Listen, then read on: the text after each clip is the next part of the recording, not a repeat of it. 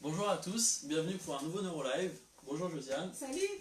Alors du coup je dis bonjour, ou peut-être bonsoir aussi pour ceux qui nous regardent encore en France. Pourquoi? Parce que du coup là en fait je suis à Montréal et donc j'ai eu la chance de rencontrer Josiane qui est ergothérapeute qui a volontiers proposé de faire un NeuroLive aujourd'hui sur les outils sensoriels pour pouvoir développer la disponibilité de l'enfant sur le temps de travail.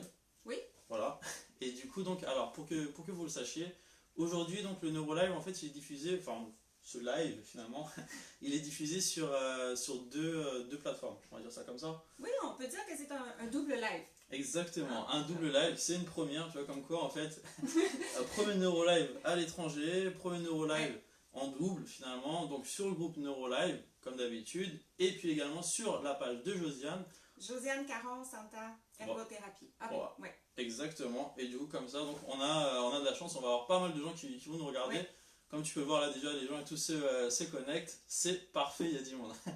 Peut-être que là, bon, pour le coup, pour qu'on se présente et tout mutuellement, parce que moi je pense que les gens tous sur ta page ne me connaissent pas, et les gens peut-être sur NeuroLive et tout ne te connaissent pas encore malheureusement, donc ils vont avoir la chance de te connaître. On fait ça. Je t'en prie, à ton honneur. Je suis ergothérapeute depuis un petit peu plus de 20 ans.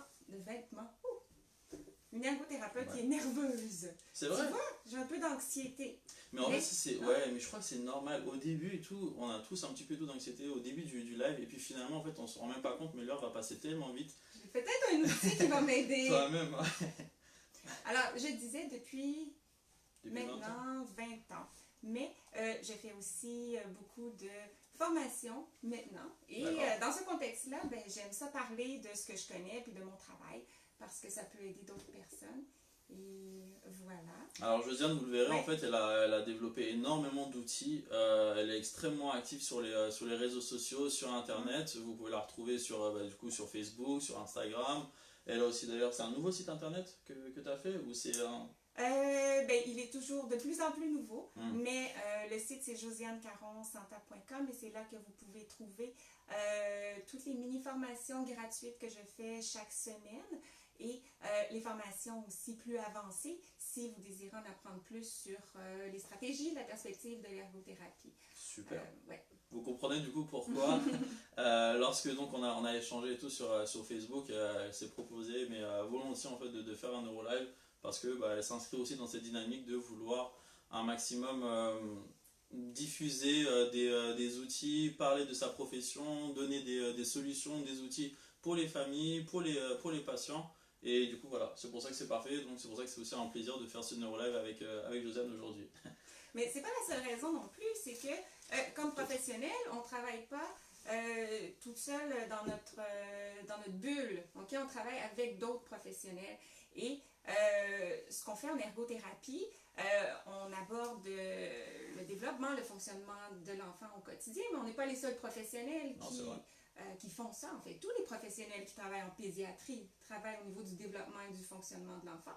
Et dans ce contexte-là, c'est intéressant de partager des stratégies et d'en apprendre aussi peut-être des autres professionnels.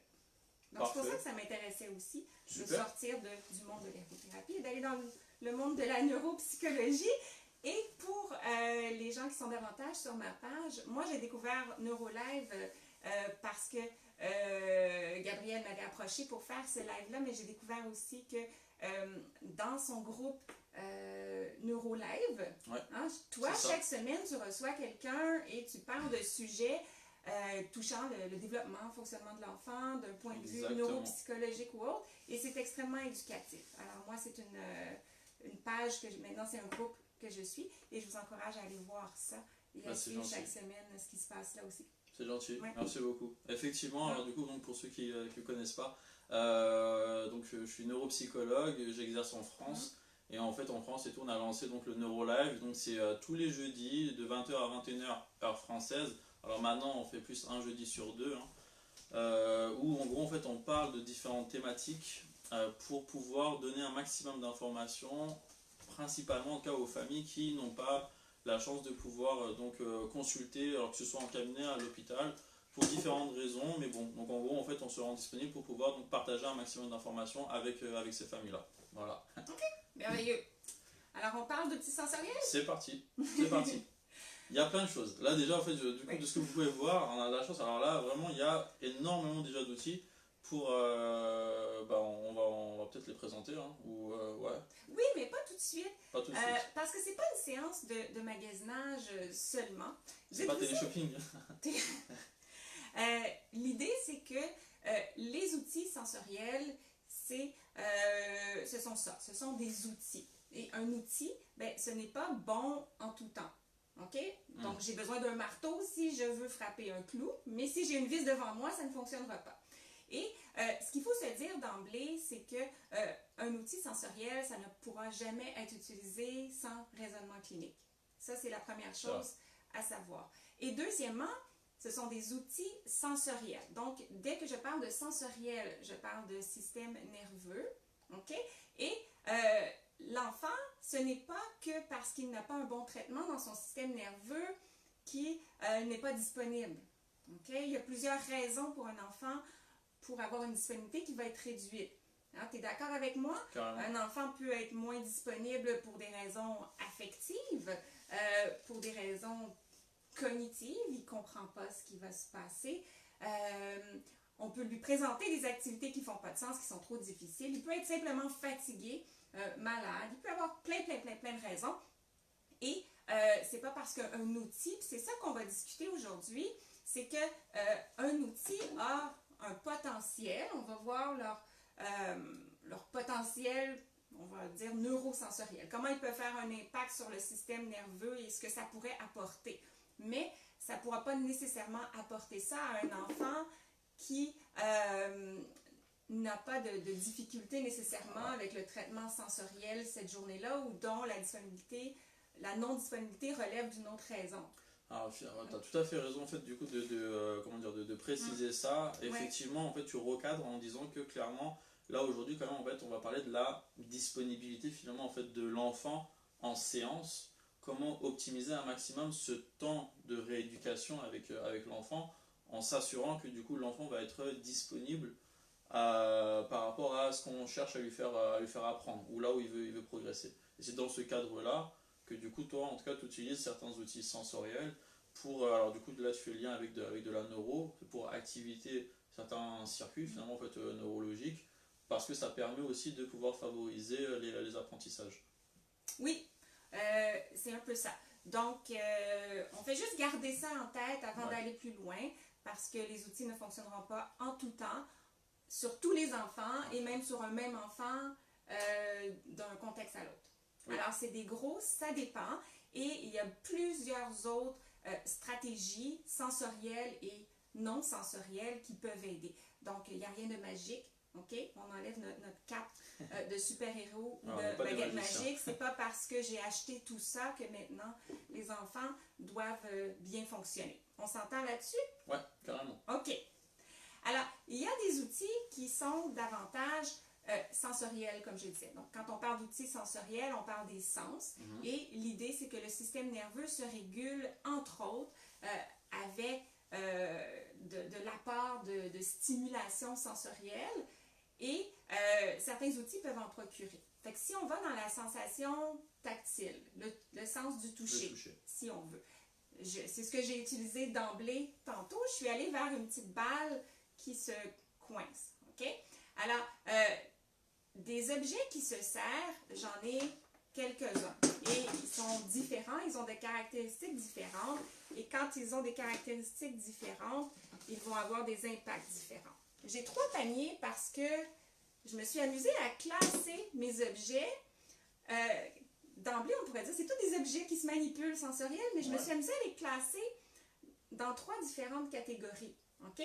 Donc, il y aurait les objets qui sont plus sensoriels, dans le sens que je squeeze une balle et ce que ça fait une pression dans la paume de ma main et pour différentes raisons, ça va calmer mon système nerveux. OK? J'ai un petit objet qui va vibrer ici si on appuie par-dessus. Ça aussi, pour des raisons sensorielles, ça peut être apaisant pour certains enfants. Est-ce que moi je peux toucher à tous ces objets? Ben oui, vas-y. C'est super tentant en fait. Et en passant, lorsqu'il s'agit de vibration, un petit truc intéressant, c'est que parfois certains enfants ne seront pas disponibles parce qu'ils ne sont pas bien dans leur corps. OK? Et ils ne seront pas bien dans leur corps parce qu'ils n'ont pas une bonne perception de leur corps. Alors, à ce niveau-là, un outil qui donne de la vibration va intensifier les messages qui proviennent du corps et l'enfant va se sentir mieux et, par conséquent, pourra être plus calme et disponible. Est-ce que de toi-même, tu peux parfois, par exemple, prendre les devants et tu sens que l'enfant, il est justement, il va être anxieux et en plus, tu vois, il n'est pas bien et tout dans son corps. Est-ce que tu peux, par exemple, de toi-même, en fait, lui mettre ça exprès, tu sais, sous les yeux? Parce que tu sais que de lui-même, il va pas aller vers ces objets-là, parce que justement, tu sais, il n'est pas bien, en fait, il n'a pas vraiment confiance. Et donc, c'est de toi-même qui... tu fais le premier pas, en fait, et tu l'incites à prendre des objets qui vont, in fine, lui procurer du bien. On peut faire ça? Oui, on peut faire ça. Quand l'enfant est nouveau pour nous et qu'on ne le connaît pas, c'est une bonne chose de ce qu'on peut faire, où on peut avoir les objets disponibles et si l'enfant le voit, il va pouvoir peut-être tenter l'utilité. Mais on peut faire beaucoup d'observations aussi. Donc, au fil du temps, on apprend à reconnaître ce que le corps de l'enfant semble chercher. Alors, toi, en ce moment, tu sembles disponible et attentif. Mais si je te verrais toucher à toutes sortes de choses, à ta chemise et tout ça, ben oui, je pourrais peut-être te donner quelque chose à manipuler. Ça pourrait te recentrer. Et si je reviens aux catégories de panier ici, c'est que dans mon premier panier, j'aurais des objets qui sont plus, on dirait, moins intéressants, autre que sur le plan tactile. Par exemple, une petite pochette ici que je manipule. Je peux la regarder un peu. La première fois que je la vois, c'est brillant, ça m'attire. Mais sinon, c'est facilement un objet que je peux garder sous la table qui va moins me déranger. OK? Alors, je répète la même chose. La première fois, c'est très excitant, mais les autres fois, essaye-les, tu vois, c'est des sensations différentes. Ouais. Ici, j'ai juste un petit morceau de tissu qui est doux. Un autre petit objet ici qui se manipule. C'est sympa ça. Oui, on peut appeler ça des fidgets. Hein? Tu connais ce terme-là? Non. Non? Comment on voit Fidgeting, c'est un mot anglophone pour dire agitation, si on veut. Fait que c'est des objets qui sont un petit peu ennuyants sur le point de... pour s'occuper. Ouais. OK? Mais sur le plan sensoriel, ils peuvent occuper les mains et combler certains besoins chez certains enfants. Ça, c'est un de mes préférés. Est-ce que parfois tu observes aussi, parce que bon, tu es ergothérapeute, et est-ce que du coup, parce que bon, comme tu le dis, hein, sur le plan sensoriel aussi, en fait, c'est intéressant de les toucher. Est-ce que ça t'arrive aussi finalement en fait, d'observer comment ils manipulent? Est-ce qu'il arrive ou pas en fait au niveau vraiment moteur, au niveau de la motricité fine, à jouer, à exploiter un maximum ces objets? Non. Informellement, oui, mais c'est sûr qu'en tant qu'ergothérapeute, la motricité fine, c'est souvent quelque chose qui soit va faire partie de notre motif de consultation qu'on considère en tout temps et on va avoir tellement d'activités ou même dans nos bilans, nos évaluations où on observe la motricité fine. J'ai moins tendance à le faire formellement, mais peut-être pour un autre professionnel, ça peut vous donner des indices. Si je te donne cet objet-là et que tu ne trouves pas quoi faire si avec. par exemple je suis là alors qu'il faudrait appuyer exactement, sur les... ça pourrait peut-être te questionner. C'est vrai, mais je le fais. Ouais. Exactement. Même, par exemple, nous, clairement, par exemple, même lors d'un bilan, s'il faut, après, à la fin d'un test, refermer une boîte, je vais faire exprès, en fait, je vais dire à l'enfant, est-ce que tu veux bien ranger tous les cubes et puis refermer la boîte? Juste pour voir, en fait, comment il va faire. Alors que c'est pas un vrai test, mais c'est simplement, en fait, pour observer un petit peu comment il se débrouille au niveau de la motricité. Alors, tout à fait. Fait que ce type d'objet-là, ça en est un autre qui peut aider aussi avec la perception du corps. Oups. Ça peut arriver. Est-ce que tu viens observer ma mauvaise motricité? Et il y en a aussi pour les doigts. Ah. C'est un peu loin, peut-être, de la caméra. Je ne sais pas si les gens voient. Alors, c'est pas des Swarovski, non? C'est pas des bracelets. Non, mais c'est de l'acupression. Okay. Moi, j'ai acheté ça dans un contexte d'objets pour les massages. Okay? Mais c'est ça. Et dans le fond, le type d'enfants qui vont bénéficier d'objets à manipuler comme ça, c'est souvent des enfants soit qui vivent un peu d'anxiété et qu'ils ont... on a tous... quand on fait des présentations, là, des exposés oraux, on a besoin de tenir quelque chose. On n'est pas bien avec les mains vides. Et ça, ça occupe les mains. Et on peut structurer l'enfant en lui disant peut-être sous la table pour que ça soit moins distrayant. et habituellement, ils ne font pas de bruit. Donc, les objets dans le premier panier seraient plus des objets comme ça. OK? OK. Ouais. Dans le deuxième panier, ce sont des objets plus cool sur le plan visuel. Et dans ce panier-là, bien, on peut facilement tomber dans la distraction. C'est le fun, OK? Et ce sont des objets qui sont... qui peuvent avoir certains bruits et qui sont idéaux pour des pauses. Tu sais, des fois, on parle de pauses sensorielles. OK, Gabrielle, là, je pense que tu as l'air fatiguée.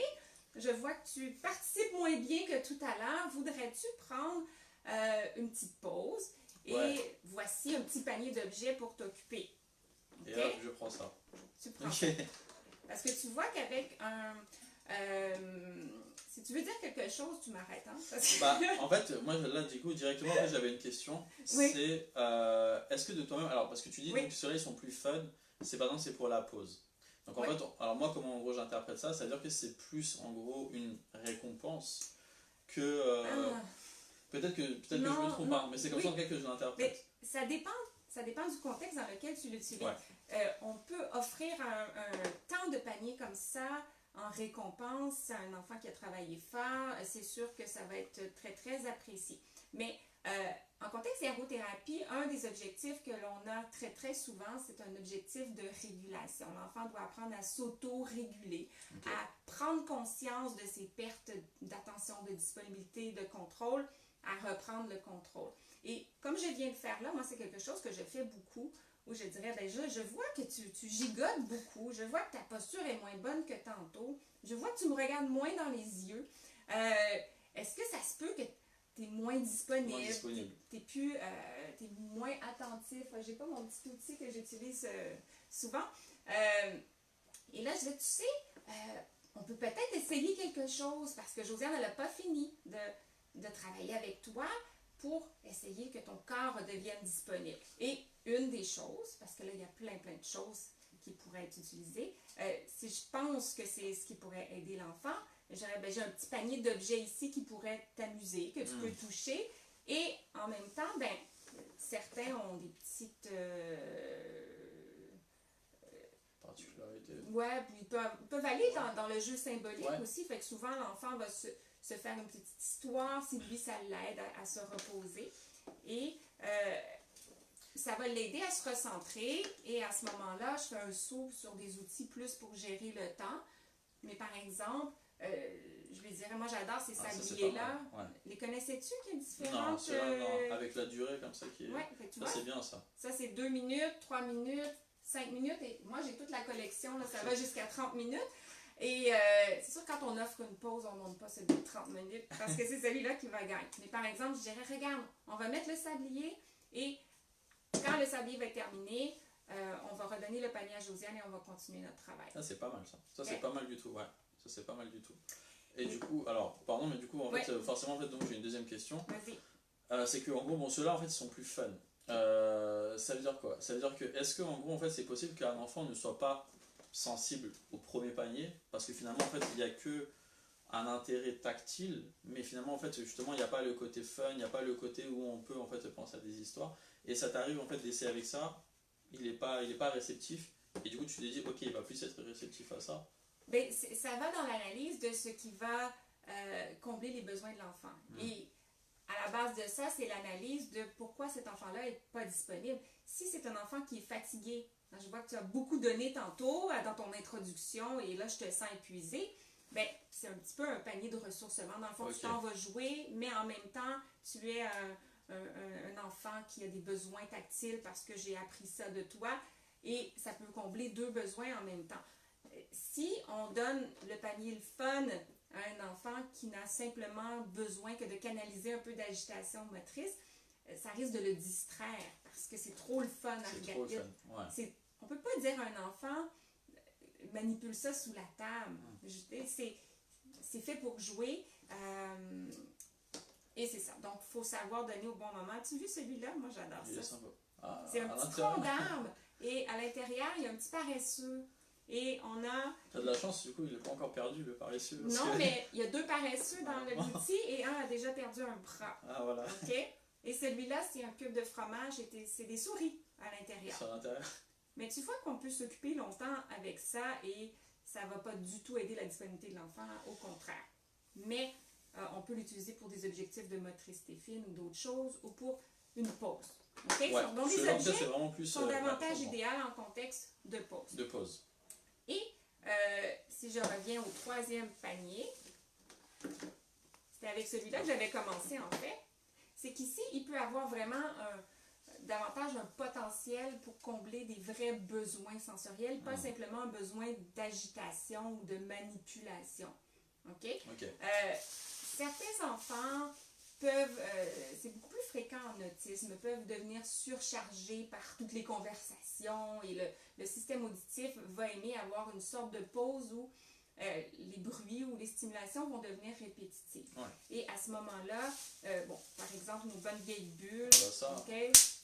Là, si on s'entend que ça peut combler les besoins de l'enfant, possiblement très irritant pour les gens autour, okay? Fait qu'il faut considérer ça aussi. Okay?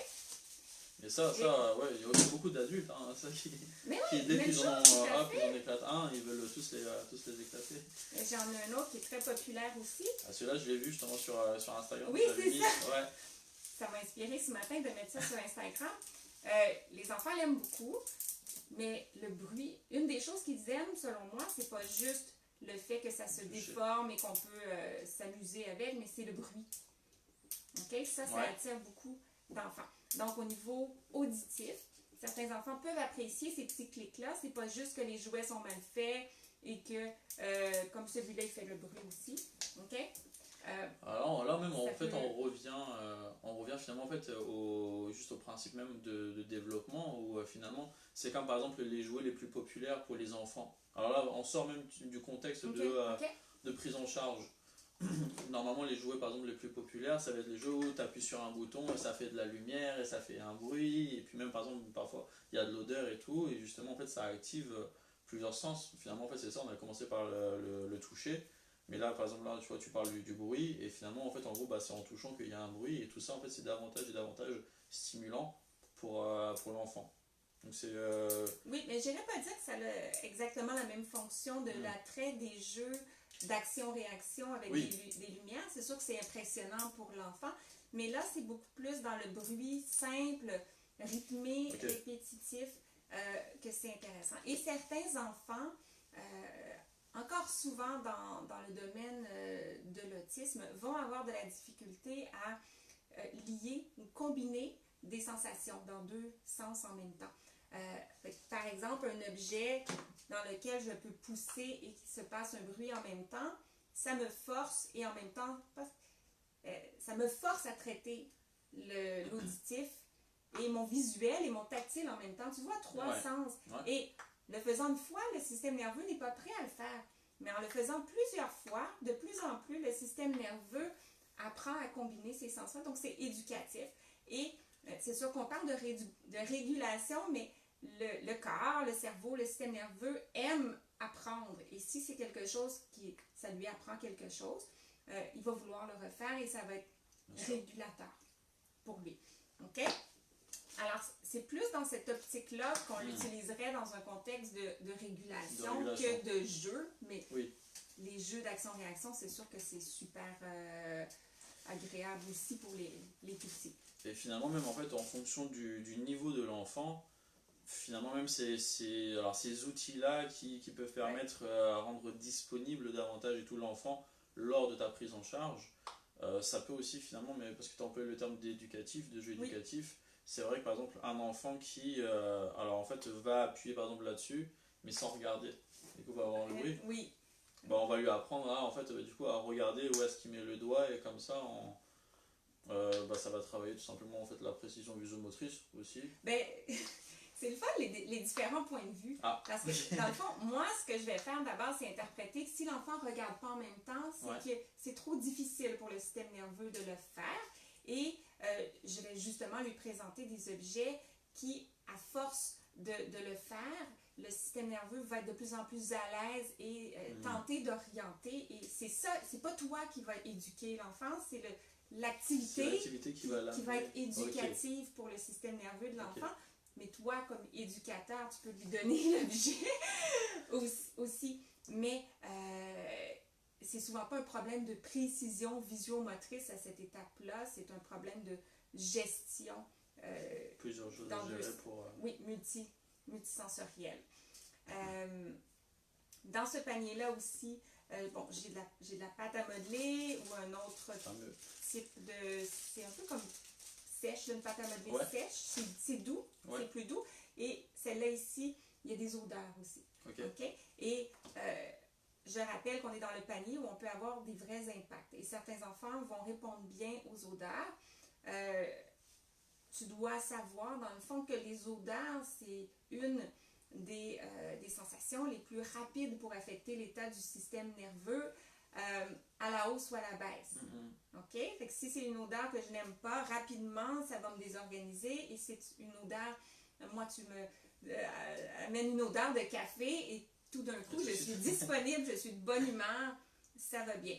Et certains enfants, la pâte à modeler, entre autres les enfants qui ont tendance à manger encore la pâte à modeler, il y en a qui vont la manger pour d'autres raisons, mais il y en a d'autres, c'est parce que c'est l'odeur qui est attirante et le goût, l'olfaction, ça fonctionne ensemble. Ils vont manger parce qu'ils sont attirés par l'odeur aussi. C'est une odeur qui leur fait du bien, mais ça c'est un autre sujet où on pourrait parler de partir à la recherche des odeurs qui sont régulatrices pour l'enfant parce que c'est pas toujours des odeurs évidentes. Ça peut être peut-être pas un parfum de maman-papa, là, mais ici c'est un petit parfum, un spray vanille. Ça sent le gâteau un peu. Et moi, c'est mon petit truc secret en clinique. Ben là, c'est plus secret. Les enfants aiment ça parce que je sens le gâteau. Donc, les enfants qui aiment ça, ils sont plus disponibles parce que moi, je sens le gâteau. Et donc, les odeurs, ça peut avoir du potentiel pour ça aussi. Des choses plus lumineuses, pour les enfants qui apprécient les stimulations visuelles. Dans le même contexte qu'on parlait de stimulation auditive, répétitive, à observer, rythmer, ce genre d'outil-là va avoir la même fonction aussi. Les sabliers, je les utilise souvent pour réguler les pauses et tout ça, mais beaucoup d'enfants vont aimer voir le sable tomber. Ça canalise en fait. Oui. Puis l'idée de base, c'est que quand un enfant commence à être surchargé et que c'est pour ça qu'il n'est pas disponible, quand il est surchargé sensoriellement, pas nécessairement émotivement, même si ça peut arriver en même temps, le système nerveux va dire « Donne-moi des choses faciles à traiter, répétitives et qui vont me réorganiser. » Et on peut avoir ça autant dans l'auditif, le tactile que le visuel. Alors, ce genre d'outil-là peut servir à une fonction comme ça. Donc ça, c'est très bien, parce qu'en plus, là, pour le coup, tu présentes des objets et tout que chacun d'entre nous, en fait, on peut acheter, alors que ce soit professionnel ou parent. On peut très bien, en fait, acheter tout ça en magasin et du coup, s'en servir, en tout cas, pour, justement, donc, encore une fois, pour travailler ou en tout cas pour rendre plus disponible l'enfant lors de la prise en charge, lors de la séance, en tout cas, de travail. Je veux dire, ça, c'est pas des objets difficiles, comment dire, on pourrait trouver difficilement, c'est assez facile. On peut les trouver dans n'importe quelle boutique, normalement. Oui, de plus en plus. Il y a des boutiques spécialisées qui vont vraiment, entre autres, se spécialiser à avoir beaucoup de choix. Tu sais ce que j'ai pas mentionné tantôt que je prévoyais faire parce que je présente beaucoup d'équipements et je suis pas mal certaine que j'aurais pas le temps de présenter tous les équipements non plus. Et moi, je suis très organisée, j'aime beaucoup les aides-mémoires. Puis je me suis dit, je pourrais peut-être faire une petite liste aides-mémoires et d'ici là, ressourcer un peu quel type de magasins spécialisés peuvent nous procurer ces équipements-là et vous donner cette information-là. Et le nom des objets aussi. Parce que, entre autres, j'ai déjà montré cette balle-là sur Instagram et j'ai eu beaucoup de questions. Comment elle s'appelle, la balle? Parce que si on n'a pas le nom de l'objet, on ne peut pas faire une recherche. Alors, je vais essayer de vous ressortir ça. Super. Et si ça vous intéresse d'avoir cette aide-mémoire-là, ce que je vais faire, c'est que je vais j'envoie une infolette chaque semaine avec mes nouvelles ressources et je vais le mettre dans l'infolette de la semaine prochaine, le week-end prochain. Super. Alors, Super. pour s'inscrire, simplement passer par mon site web josianecaronsanta.com et s'inscrire à l'infolette la communauté privée et vous pourrez recevoir. On mettra Ouais. tous les c'est liens, une bonne idée. comme tu es vraiment en fait à fond dans dans le partage Ok. de connaissances et d'infos, on mettra tous les liens vers ton site, vers tous les réseaux sociaux Ok. en commentaire, comme ça les personnes pourront trouver tout ça. Parfait. C'est avec plaisir. Mais du coup, effectivement, en fait, tu as beaucoup de choses. Ah ouais, une question. Parce que du coup, donc, alors, il y a plein d'objets, il y a plein d'outils. Est-ce que du coup, moi je me mets par exemple à la place là d'un parent tout qui est en train de regarder le NeuroLive. Du coup, je me dis chouette, je peux aller acheter plein de choses éventuellement pour rendre plus disponible mon enfant. En test de nouvelles choses, ou alors est-ce que bon bah si on sait que l'enfant justement aime l'odeur de la vanille, bah on va aller acheter par exemple quelque chose on sait qu'il aime. On va aller plus vers les centres d'intérêt comme de l'enfant, comme ça on est sûr que du coup ces choses-là vont pousser l'enfant soit en classe canalisée, soit comme tu avais dit par exemple ici et tout, à le garder motivé pour reprendre le travail. Et du coup en fait c'est pas non plus au hasard qu'on achète les objets. On va quand même en fait aller vers des objets qui sont que l'enfant on sait que voilà on prend pas non plus trop de risques. Oui, parce que ça peut être dispendieux. C'est des outils qui sont intéressants. Mais dans le meilleur des mondes, l'enfant va rencontrer une ergothérapeute ou un ergothérapeute. Et les ergothérapeutes ont beaucoup dans leur répertoire de matériel, un peu de tout. Et c'est en essayant que l'enfant va pouvoir nous dire ou on va observer si ça fonctionne. Parce que comme je disais tantôt, un outil peut être très très apprécié de l'enfant, mais ne pas du tout l'aider dans sa disponibilité. Et c'est pas parce que c'est le plus beau, le plus coloré que ça va fonctionner. Comme je disais, il n'y a rien de magique. Et si la problématique ne relève pas, la problématique de disponibilité ne relève pas d'une problématique sensorielle, ça se peut que ça n'aide pas au-delà de plaire à l'enfant et de lui donner des pauses. OK? On a parlé de tactile, un peu de visuel. J'ai parlé minimalement de parfois l'enfant est surchargé. Et il y a les coquilles aussi qui peuvent être procurées à l'enfant. Je voulais juste mettre une petite bémol sur les coquilles parce que lorsqu'un enfant a tendance à être surchargé sur le plan auditif, il risque fort d'apprécier les coquilles. Il faut faire très attention. Moi, je suggère de ne jamais procurer des coquilles à un enfant sans avoir vérifié avec un professionnel, soit un ergothérapeute ou un audiologiste ou un orthophoniste qui peut nous outiller davantage sur le profil auditif de cet enfant-là. Parce que l'enfant va vouloir les mettre et on peut les mettre trop et on peut aggraver beaucoup un problème. Donc, j'aimerais toujours que ça soit encadré par un professionnel. Là, je ne parle pas d'un enfant de 11 ans en classe régulière qui a peut-être une petite fragilité au niveau de l'attention ou qui sait que ça va l'aider temporairement pendant un examen. Ça, c'est correct. Mais pour tous les enfants où on a vraiment des plus grosses problématiques et qui ne comprennent pas dans le fond tout à fait la fonction de l'outil et qui pourraient être susceptibles aussi à ne pas vouloir redonner l'outil, c'est vraiment important de consulter un professionnel pour faire ça. J'avais le goût. Avais-tu une question? J'ai une question. Alors celle-là, je vais la garder pour la fin. Mais oui, je la garderai pour la fin. J'avais le goût de passer vers des sensations un petit peu plus internes. OK. Je vais vous parler de proprioception. Est-ce que tu sais ce que c'est? Oui. Oui. Alors, la proprioception va d'emblée permettre au système nerveux de déclencher des hormones qui vont être calmantes pour le système nerveux, apaisantes. On connaît tous l'effet d'un massage sur nous, entre autres. La pression profonde qui est appuyée fort, dans le fond, c'est une sensation tactile profonde. Et la proprioception, pour distinguer un petit peu, ça provient des muscles et des articulations des ligaments lorsqu'ils sont étirés et contractés. Donc, c'est pas tout à fait la même chose, mais pour la conversation d'aujourd'hui, c'est correct si on les mélange. Alors, ceci est une peluche, un toutou, communément appelé toutou lourd. Toutou pesant. tout faisant. Non, celui-là, c'est un Manimo. Mais il y a différentes compagnies, il y a différents noms. Mais c'est pour ça que je montre celui-là parce que j'en ai plusieurs à la clinique, mais je vais l'appeler Toutoulou parce qu'il existe d'autres compagnies aussi qui fabriquent des équipements comme celui-là. D'accord. OK? Et ce que c'est, dans le fond, ça procure de la lourdeur qu'on peut placer à l'endroit qui nous fait du bien, souvent sur les cuisses, parfois autour du cou. Il existe différentes formes. Donc, c'est les épaules, toi, qui te font du bien. Oui. OK?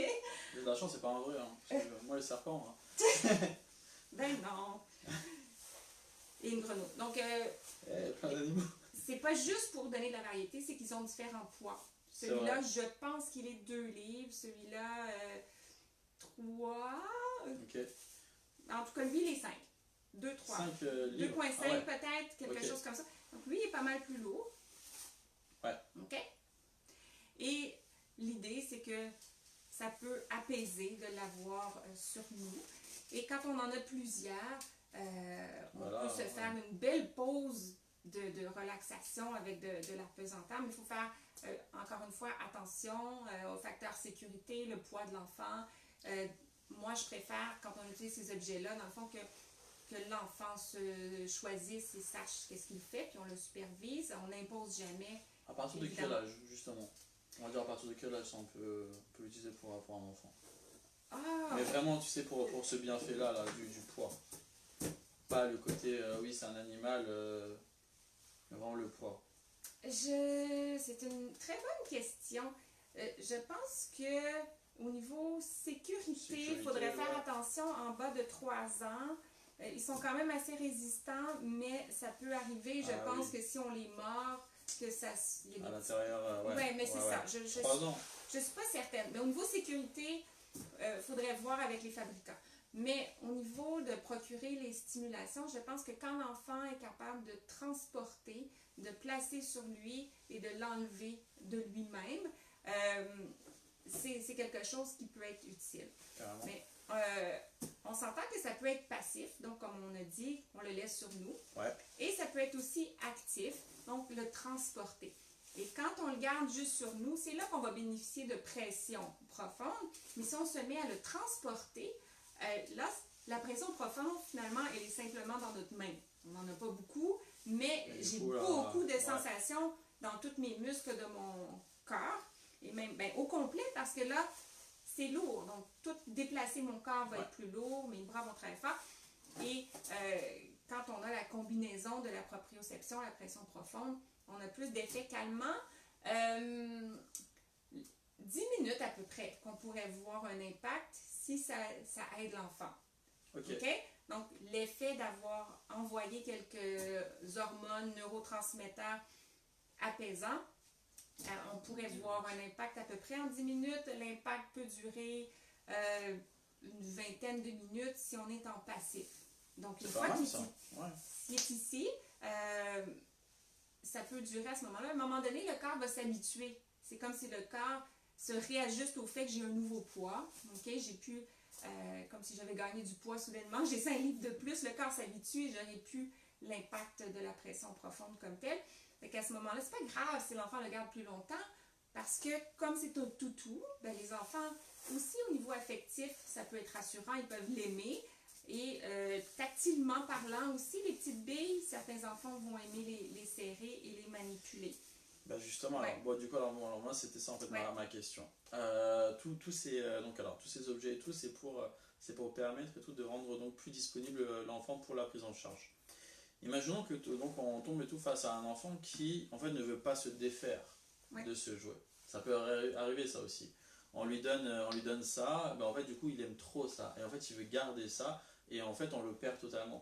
On perd totalement. Comment en fait on peut faire, que ce soit en fait en tant que professionnel ou en tant que parent, pour que ça reste en fait un objet de plaisir, mais qui est là plus en fait pour faire pour permettre à ce que ce qui doit être travaillé réellement soit travaillé et ne pas finalement le distraire, parce qu'on peut très bien aussi distraire en fait un enfant avec ça et du coup en fait il laisse tomber totalement en fait la séance d'ergo et il se dit mais moi je j'ai un nouvel ami et je vais garder celui-là. Ça arrive souvent en séance.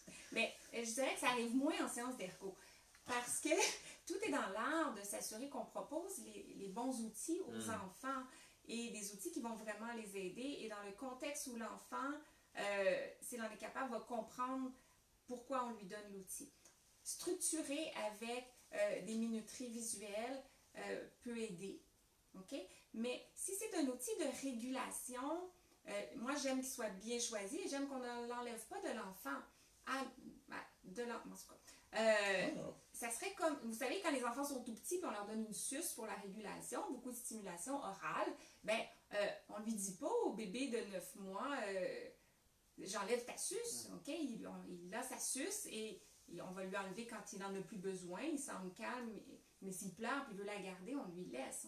On n'enlève pas une doudou à un enfant parce que c'est son soutien affectif. Donc c'est la même chose, si toi ça t'aide, ça dépend de la fonction.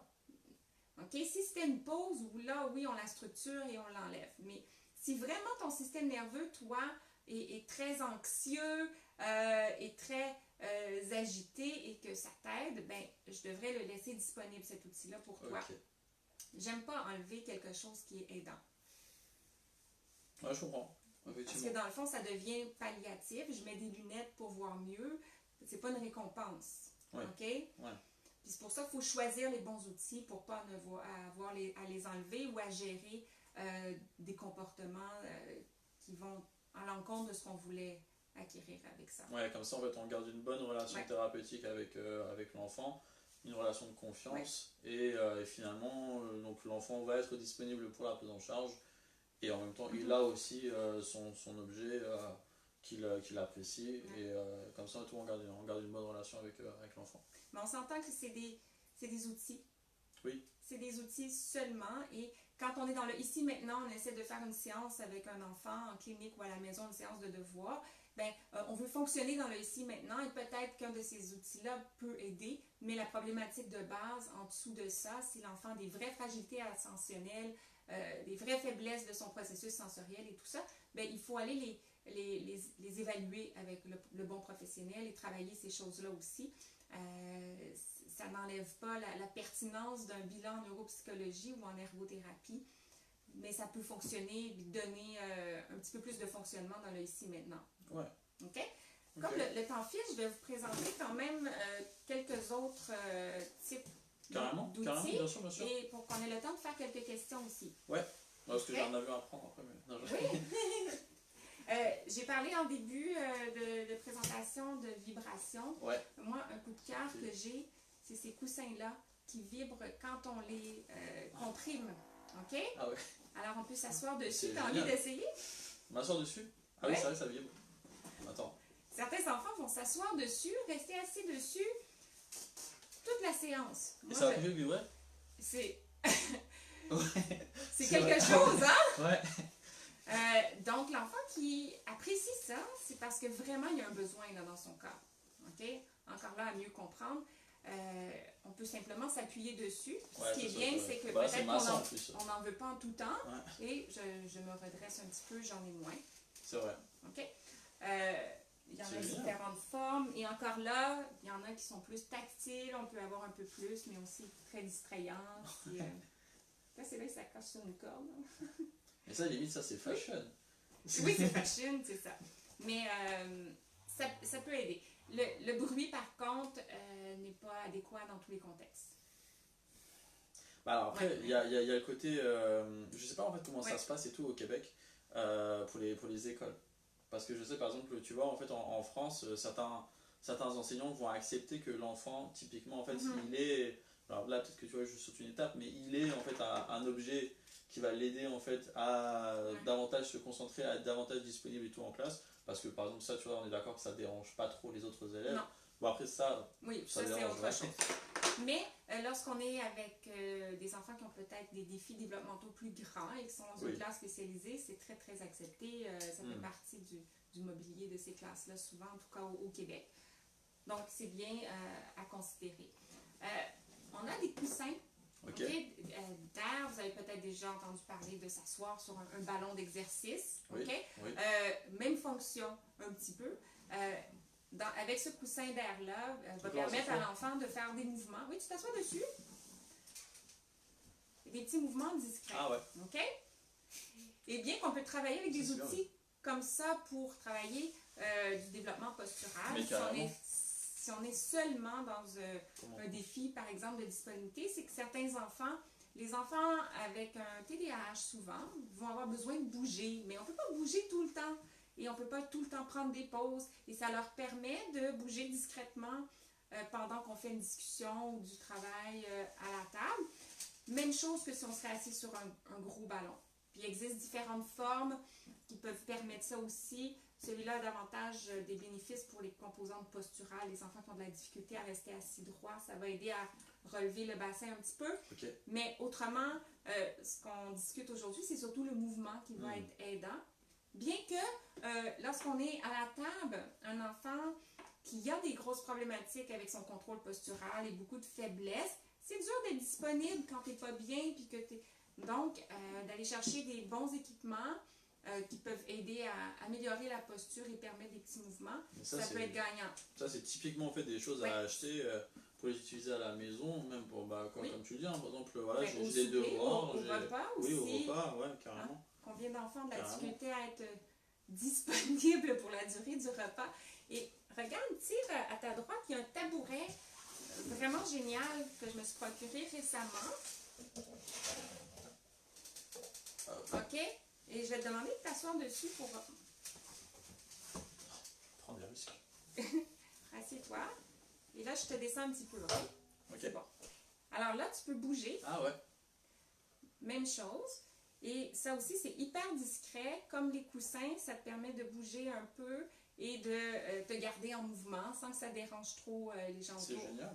C'est vraiment, vraiment le fun. Ah ouais. Et celui-là, il est ajustable. Donc, pour les grands ou les petits, là, on peut s'assurer de toujours avoir une bonne ergonomie et que les pieds soient au sol. OK? En clinique, c'est sûr qu'en ergothérapie, on a accès souvent à des équipements suspendus. Comme là, ici, j'ai une sorte de poche et j'ai mis ma poupée dedans. OK? Parce que les stimulations vestibulaire qu'on appelle, le mouvement qui va stimuler le système vestibulaire, quand c'est calme, rythmé, qu'on peut combiner aussi avec de la musique douce, ça peut être extrêmement calmant. Ou l'inverse, hein, un enfant qui a un système nerveux qui s'endort, qui a besoin de stimulation, une petite période où on s'amuse là-dedans, ça peut aider beaucoup la disponibilité. On s'entend qu'on n'a pas ça à la maison ou dans les autres cliniques. Mais il faut garder en tête que ça existe et que c'est des choses qui peuvent aider beaucoup certains enfants. Mais c'est vrai que alors, du coup, ça passe réellement par... Et d'ailleurs, tu avais commencé par ça. En fait, finalement, le fait d'observer aussi, tout simplement, l'enfant pour peut-être, idéalement, en fait, anticiper même clairement ce qui va lui être utile. Et comme ça, on ne perd pas de temps et en fait, on lui propose directement les outils et on sait que il va être réceptif à ça et du coup après il va être disponible. Mais ça passe par cette phase en fait d'observation aussi. D'observation de l'enfant. Parce qu'en somme, il est possible que l'enfant ait des besoins dans son corps et il est possible que certains objets, matériels, équipements comblent ses besoins. Donc ça vaut la peine de faire de l'essai-erreur et d'essayer. Bien sûr qu'il ne faut pas que les erreurs soient trop dispendieuses. C'est là que c'est difficile parce que on peut pas. Parfois on peut essayer les objets dans le magasin, mais tant qu'on ne l'a pas essayé dans le vrai contexte, si on n'est pas en train de faire des devoirs, on ne peut pas vraiment voir si ça va fonctionner. Okay? Et alors du coup, par exemple là par rapport à certains objets, on parlait d'âge, on va dire, où il faut, par exemple là, on avait dit que c'était à partir de 3 ans à peu près là, pour les peluches. Là. À vérifier là, avec les fabricants, mais moi je pense qu'à partir de 3 ans, c'est un outil vraiment sécuritaire et intéressant. Et je pense que de l'autre côté, en fait, on peut se dire que finalement, en fait, il n'y a même pas vraiment de limite d'âge, finalement, en fait, parce que même bon là, on parle des enfants, mais en fait, même les adultes. Ouais, 40 ans. Voilà. Non, mais voilà, par exemple, on a d'autres outils qui vont être plus, on va dire, qui vont être socialement plus acceptés. Le fait de tripoter un crayon, le fait de... Oui, c'est ce qu'on fait adulte. C'est ça, et ça, du coup, socialement, en fait, ça passe mieux que si je suis là à jouer avec de la pâte à modeler en plein réunion. Tout à fait, c'est ça. Ça se peut que je développe une perspective. Dans le fond, c'est ça. C'est ce qu'on apprend aux enfants en vieillissant, c'est que, OK, tu as des besoins qui persistent et au fil du temps, c'est de trouver qu'est-ce qui est plus acceptable dans le contexte. Quand les gens parlent trop fort dans un meeting, on ne peut pas sortir ça, même si à la maison ou dans d'autres circonstances, tu utilises ça. Et on travaille aussi d'autres moyens de régulation et aussi d'apprendre à tolérer l'inconfort. Mais ça, c'est un autre sujet, là, parce que c'est pas toujours de l'hypersensibilité qui va affecter la disponibilité de l'enfant. C'est vrai, mais effectivement, limite, ça serait intéressant en fait, même de faire en fait, un neurolife par rapport à ça, parce que comment dire, le patient peut, parce qu'il est bien suivi, parce qu'il est bien conseillé, mettre en place des stratégies pour pouvoir compenser un maximum et pour pouvoir répondre aux besoins de l'environnement, aux attentes de l'environnement un maximum, mais en fait on ne contrôle jamais à 100% l'environnement, c'est-à-dire que quand bien même je mets ça, et que du coup j'entends pas de bruit autour de moi, mais s'il y a quelqu'un qui me tapote sur l'épaule, bah ça va me déranger, et ça en fait je le contrôle pas. Donc comment faire aussi pour comment dire, pour gérer en fait cet environnement parfois qui peut être ah oui, tout toxique. À fait, c'est un défi de toute une vie. Et notamment les personnes âgées, tout ça, vont aussi bénéficier de stimulation parce qu'ils en ont peut-être moins en fin de vie ou tout ça. Mais c'est d'autres sujets. Mais c'est des outils qui peuvent être agréables pour tout le monde. Et moi, il y en a plusieurs que j'utilise. Moi, ça, c'est accroché à mes clés dans la voiture. Okay? Quand on est en attente, dans le trafic. C'est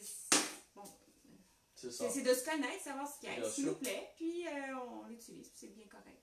Carrément. Est-ce que ça te tente qu'on regarde quelques questions? On peut regarder. Tu es capable de lire? Bah, c'est ça en fait. Non, mais je voulais le dire dès le départ.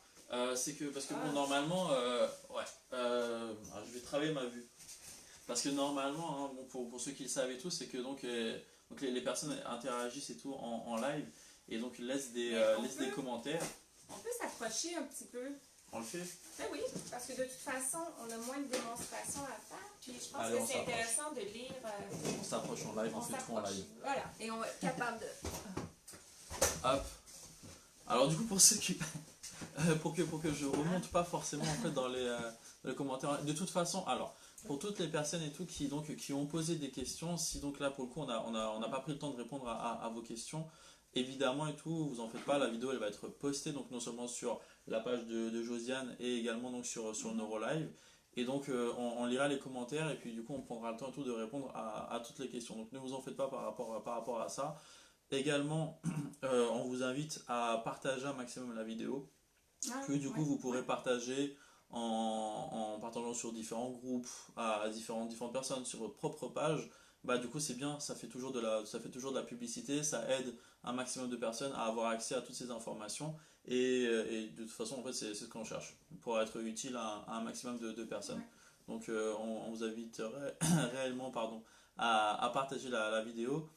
On a encore un petit peu de temps et tout devant nous, alors du coup donc s'il y a des questions, n'hésitez pas à poser les questions, on prend le temps. Comment on fait pour les voir?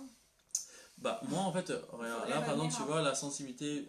Alors du coup, on peut voir la prochaine finalement, c'est ça? Ouais, alors sinon, je sais pas en fait si on peut remonter ou pas, mais après à la fin en fait on pourra voir toutes les questions. Là par exemple, tu vois, t'as Marie-Laure et tout qui demande en gros la sensibilité visuelle, hyper ou hypo par rapport à... La sensibilité visuelle, hyper ou hypo? Ben, quand on parle de hyper-hypo, on réfère à des troubles sensoriels et de type hypersensibilité ou hyposensibilité. Donc, quand je parlais de surcharge, l'enfant réagit trop, il se sent agressé par les stimulations, on va parler d'hypersensibilité. Et à l'inverse, l'enfant ne réagit pas. Par exemple, à la douleur, on va parler d'hyposensibilité. Donc, j'imagine que la question, c'est est-ce que la sensibilité visuelle hyper-hypo, ce qui me vient à l'idée d'ajouter, c'est que je ne l'ai pas mis ici, mais c'est une bonne idée aussi, je le fais, c'est les lunettes de soleil. Okay? Parfois, les néons sont très agressants pour certains enfants et porter des lunettes de soleil à l'intérieur va les aider à se sentir moins agressés parce que des fois, le stimulus agresse l'enfant et l'agression fait que l'enfant devient moins disponible et se désorganise, il n'est pas bien. Et particulièrement les enfants qui ne sont pas capables de nous le dire, c'est là que c'est bien d'être avisé, averti, d'avoir des outils à notre disposition. Parce que quand l'enfant dit c'est trop brillant, là on le sait. Mais parfois ils ne vont pas le dire. Ils vont faire une crise ou se cacher les yeux, ça peut nous aider, mais pas toujours. C'est là où vraiment, en fait, Ouais. c'est vraiment toujours intéressant qu'en tant que praticien ou en tant qu'adulte, en tant que parent et tout, on observe aussi quand même toujours le comportement finalement en fait, de l'enfant. Et non seulement, alors on parlait de disponibilité de l'enfant par rapport donc à vraiment la séance de travail, mais il y a réellement aussi la réceptivité de l'enfant face à l'outil Ouais. qu'on lui propose. Il y a une personne là qui demandait en gros, à part sur Optoys ou à part Optoys, où est-ce on peut acheter tout ça. Du coup, Josiane l'a dit, donc tu vas faire, c'est ça, une liste un peu en fait Oui, mais je vais de différents. répertorier, je pense, les centres, les endroits au Canada Ouais, là, qui sont les plus, plus au Québec parce que c'est ceux que je connais. Puis en France, je vais voir avec toi. Optos, bah, oui, je pense que c'est en je- France, il y en a peut-être d'autres. Mais mais l'idée, c'est que moi, je ne suis pas associée avec une compagnie en bah, je particulier, suis puis tout d'accord. ça. Puis je vais juste voir à rendre disponibles les endroits où on peut se procurer ces choses-là. Même en fait, Puis, si vous voulez mon ouais. avis, vous n'êtes même pas forcément en fait, obligé de, comment dire, d'aller vers des boutiques qui vont être réellement et tout spécialisées. Parfois, parce que, alors là, du coup, c'est pareil, ça, Mhm. c'est mon avis, en allant vers certaines marques, ça va être deux fois, trois fois plus cher. Parce que du coup, en fait, ils vont vous dire oui, ça permet de travailler ça. Alors que vous pouvez très bien en fait trouver ces outils-là dans des magasins entre guillemets normaux. Oui, mais Et parfois, oui, si on sait ce qu'on cherche, c'est c'est ça. ou sur Amazon. Ouais, Il y en a beaucoup, mais il faut connaître le nom des objets. C'est ça le. oui. Mais en tout cas, je vais essayer de vous sortir ça. Mais est-ce qu'il y a une question qui est plus Plus au niveau de la. du sujet directement? Pour l'instant, non. Il faut fouiner. Il faut Oui, fouiner. il faut fouiner, c'est ça. Il faut fouiner, Il y a plein de choses chez Gucci. Ça, je pense que Ok. c'est une blague. Ah, Euh, ok. je Les crois. lunettes de soleil? Ah, Oui. peut-être. Parce que oui, c'est vrai, il y a plein de choses chez Ah, lui. ça, c'est une question. Tu peux-tu la lire? Alors, qu'est-ce qu'il Oui. y a comme outil ou jeu pour un enfant autiste en consultation pédopsychiatrique? Qu'est-ce qu'il y a comme outil? Outils ou jeu pour un enfant autiste en consultation pédopsychiatrique? Ben, je pense que ça dépend du pédopsychiatre et du cabinet. Ouais.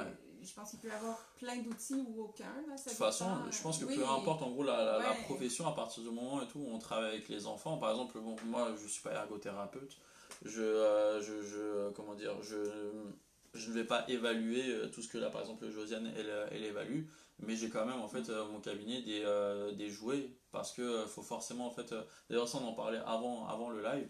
Bah, lorsque on reçoit un enfant de 4 ans qui est face à un inconnu qui lui demande potentiellement tout de travailler, de faire quelque chose, ça peut arriver tout que l'enfant en fait bah, ne veut pas du tout. Donc il dit non, non, laissez-moi tranquille, je vais être avec mes parents, laissez-moi et tout, j'ai ma petite peluche, j'ai mon petit doudou, et je reviens.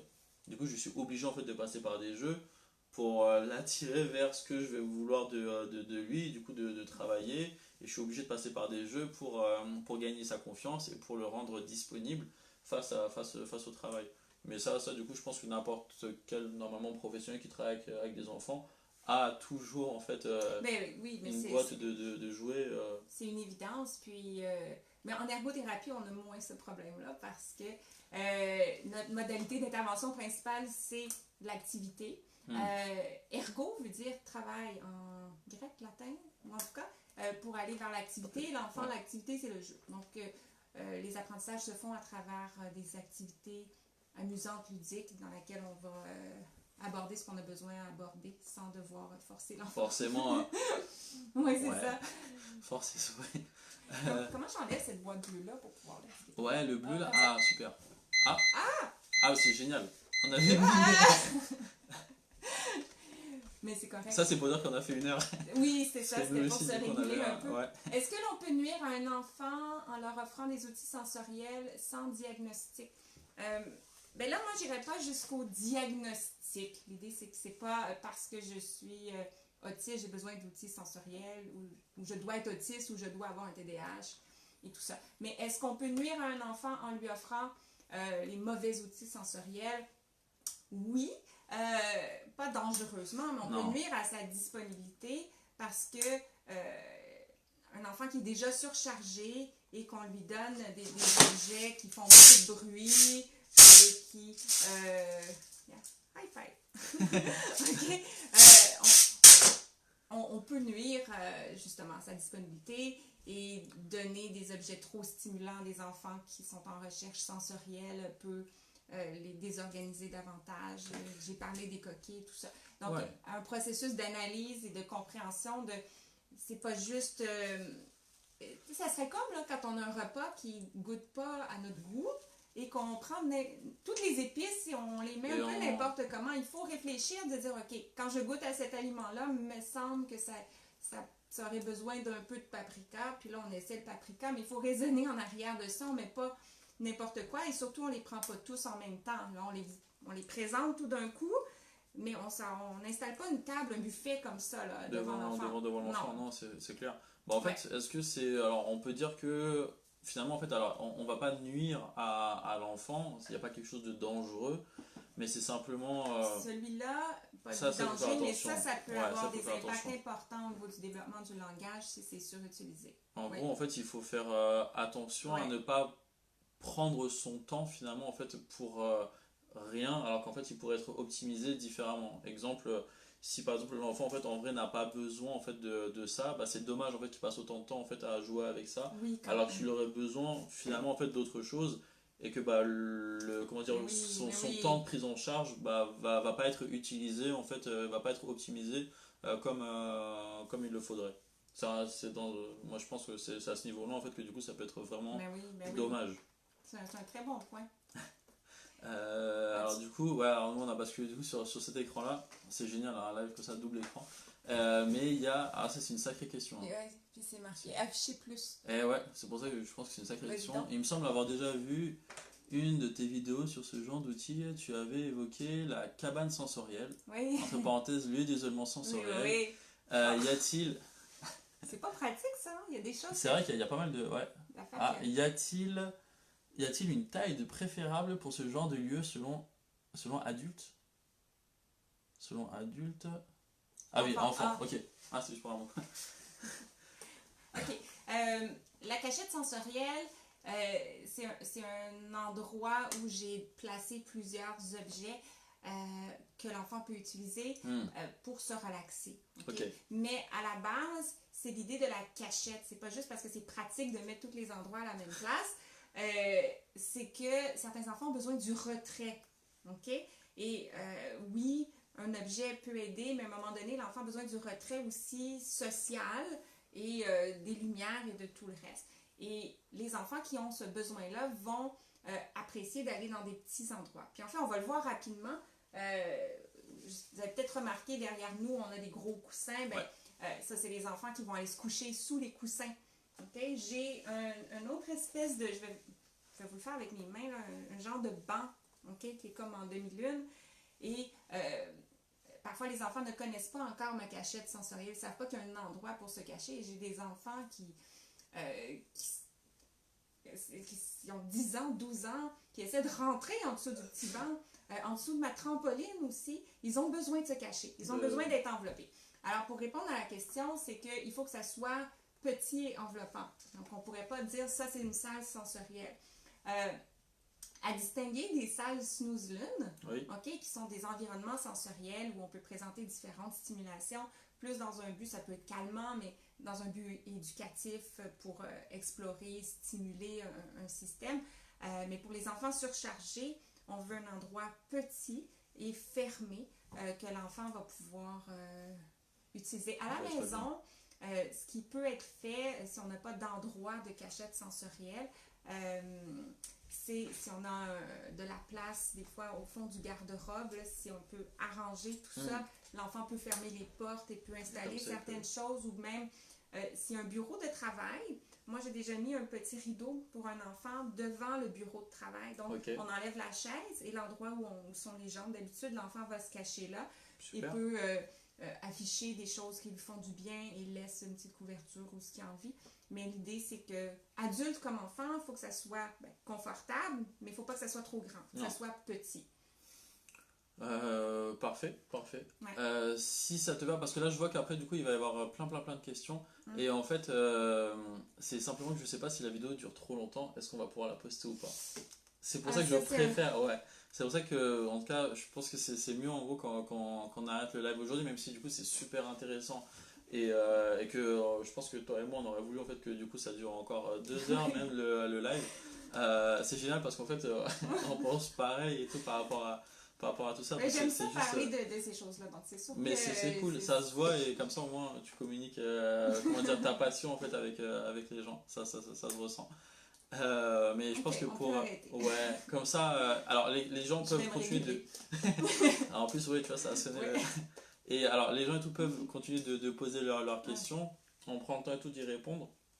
Donc les vidéos donc, vont être postées sur le groupe NeuroLive. Donc alors n'hésitez pas en fait à vous abonner et tout au groupe. Hein.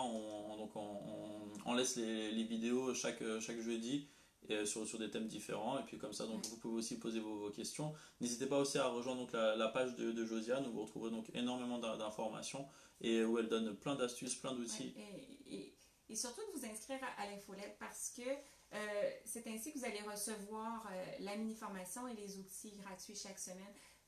Ça va me faire plaisir de répondre aux questions qui sont arrivées, qui sont en lien avec les objets. Mais s'il y a des questions qui vont au-delà de ce qu'on a discuté aujourd'hui, je vous encourage vraiment plus à vous abonner et à suivre parce que vous allez continuer d'être nourris. Ouais. Parce que sinon, on pourrait aller dans tous les sujets, toutes les directions de l'ergothérapie ou C'est développement de l'enfant et tout ça. Je ne sais pas combien on a reçu de questions, mais juste au cas, juste au cas, ben, je vous invite à rester impliqué puis à suivre ce que je fais via l'infolette. C'est comme ça que vous recevez toutes les ressources chaque semaine. Parfait. Okay? Bah, merci beaucoup de ta disponibilité, merci beaucoup pour toutes ces explications. C'est parce que j'avais des C'était super objets clair. que j'étais disponible, tu vois. Mais Ça aide. merci à toi de m'avoir offert l'opportunité. Puis je suis vraiment contente plaisir. que tu aies pu venir à Montréal. Initialement, on devait faire ça à distance, Ouais. France-Montréal, mais là en personne, c'est génial. C'est beaucoup pu mieux. t'asseoir sur des drôles de coussins Bien et sûr. toucher toutes sortes d'affaires. Bien sûr. Et comme ça, je vais encore profiter de ma journée qui reste et tout à Montréal avant Ouais. de repartir. Merci à vous du coup donc Ouais, pour merci d'être là. ouais, merci d'être là. N'hésitez vraiment pas à partager. Et puis bah pour le coup donc on se revoit la semaine prochaine. Il n'y aura pas de NeuroLive. Je pense que c'est dans 2 semaines. Je vais revérifier le planning. Mais du coup c'est cool. On a des NeuroLive de prévus là déjà jusqu'au mois de juin. Donc c'est parfait. N'hésitez pas d'ailleurs. Alors si vous-même en fait vous êtes professionnel et que vous souhaitez participer à un NeuroLive, bah vous nous écrivez, vous m'envoyez un message et tout sur Facebook par mail et puis comme ça et tout on organise ça. Voilà. Merci encore. Et puis bah du coup merci à vous et puis bah Oui. à bientôt. Ciao. Bye.